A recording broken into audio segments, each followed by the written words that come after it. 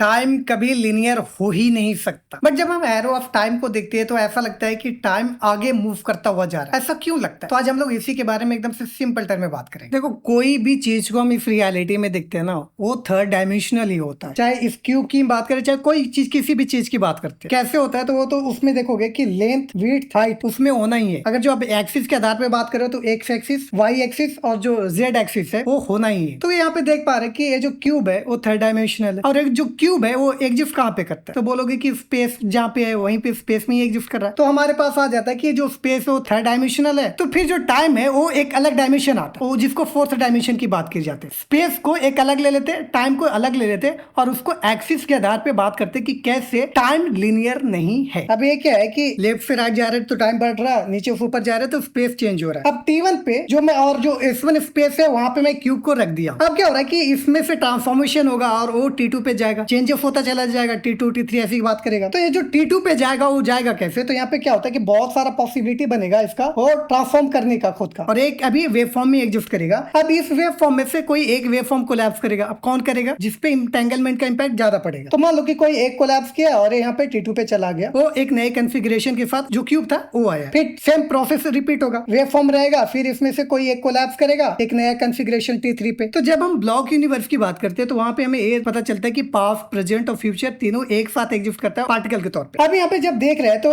T1 पे एक cube दिख रहा है, T2 पे एक अलग क्यूब दिख रहा है, T3 पे एक अलग क्यूब दिख रहा है, तो ऐसा लग रहा है कि टाइम यहाँ पे लिनियर, बट लिनियर नहीं है। कैसे? अब ऐसे समझो, जो क्यूब था, जो कुछ भी चेंजेस हुआ क्यूब ही पे हुआ ना, ऐसा नहीं कि क्यूब के बाहर चेंज हुआ। T2 पे मैं देख रहा हूँ तो 2 क्यूब हो गया, T3 पे देख रहा हूँ तो 3 क्यूब हो जा रहा है, एक ही क्यूब रह रहा है, बस कॉन्फ़िगरेशन उसका चेंज हो रहा है। मतलब कि जो वेव फॉर्म कोलैप्स कर रहा है वो कहीं अलग नहीं करके बल्कि उसी पे कर रहा है। तो यहाँ पे जो हमें T2 पे दिख रहा जो रहा है वो कहीं और नहीं बल्कि आके AC पे आके चिपक जा रहा है, या फिर बोल सकते हो कि AC पे आके वो ट्रांसफॉर्म हो जा रहा है। तो फिर ये T1 से T2 हो जाएगा, तो T3 वाला भी देखोगे कि उसी पे चेंज करेगा, कि ये कुछ और नहीं बल्कि उसी पे ट्रांसफॉर्म हो रहा है। इसका जो नेचर हमें जो लीनियर के तौर पे दिख रहा था वो लीनियर नहीं बल्कि साइक्लिक है। अब यहाँ से देखोगे कि जो स्पेस टाइम जो कर्व भी कर जा रहा है वो यहाँ पे ग्रेविटी की भी बात आएगी। कि जैसे ही एरो ऑफ टाइम की हम लोग बात करते हैं तब यहाँ पे हमें लगता है कि टाइम आगे बढ़ रहा है। कैसे? टाइम के साथ इंट्रोपी बढ़ता है, मतलब कि वहां पे जो इंटरेक्शन है वो बढ़ता है, मतलब बोल सकते हो कि रैंडमनेस ज्यादा हो जा रहा है, एंटेंगलमेंट वहां पे ज्यादा हो जा रहा है। तो T1 पे कम इंटरेक्शन होगा, T2 पे ज्यादा होगा, T3 पे ज्यादा होगा। तो यहाँ पे जब मैं देख रहा हूँ कि तो इंटरेक्शन जो है या फिर जो रैंडमनेस है या फिर जो इंटेंगलमेंट है वो बढ़ता चला जा रहा है। तो ऐसा लग रहा है कि कहीं कम था उसके आगे ये बढ़ता चला जा रहा है, मतलब कि जो टाइम है वो आगे बढ़ता जा रहा है। तो एरो ऑफ टाइम की जब हम बात करते हैं तो वहां पे लगता है टाइम बढ़ रहा है, बट टाइम का जब नेचर की बात करें